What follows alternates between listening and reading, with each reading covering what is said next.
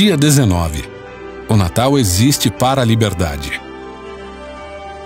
Visto, pois, que os filhos têm participação comum de carne e sangue, destes também ele igualmente participou, para que por sua morte destruísse aquele que tem o poder da morte, a saber, o diabo, e livrasse todos que pelo pavor da morte estavam sujeitos à escravidão por toda a vida.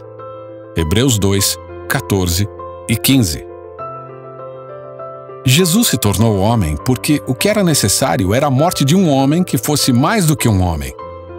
A encarnação foi Deus prendendo a si mesmo no corredor da morte. Cristo não se arriscou na morte. Ele escolheu a morte. Foi precisamente para isso que ele veio. Não veio para ser servido, mas para servir e dar a sua vida em resgate de muitos. Marcos 10, 45. Não é de admirar que Satanás tenha tentado desviar Jesus da cruz. No deserto, Mateus 4, 1 a 11, e na boca de Pedro, Mateus 16, 21 a 23. A cruz era a destruição de Satanás. Como Jesus o destruiu?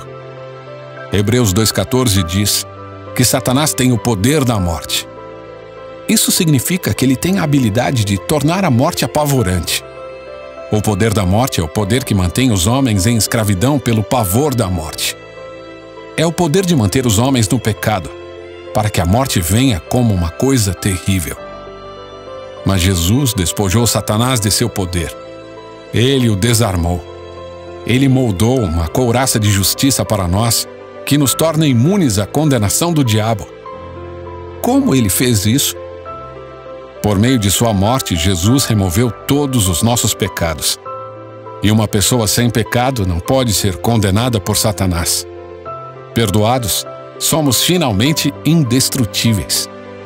O plano de Satanás era destruir o governo de Deus, por condenar os seus seguidores no próprio tribunal de Deus. Mas agora, em Cristo, não há nenhuma condenação. A traição de Satanás é abortada. Sua traição cósmica é frustrada. Já condenado está, vencido cairá. A cruz o traspassou, e ele dará seus últimos suspiros. O Natal existe para a liberdade, liberdade do pavor da morte. Jesus assumiu a nossa natureza em Belém, para morrer a nossa morte em Jerusalém, para que pudéssemos ser destemidos em nossa cidade hoje.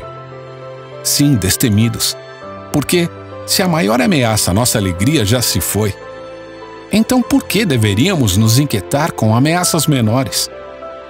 Como podemos dizer, realmente, bem, eu não tenho medo de morrer, mas tenho medo de perder meu emprego? Não, pense.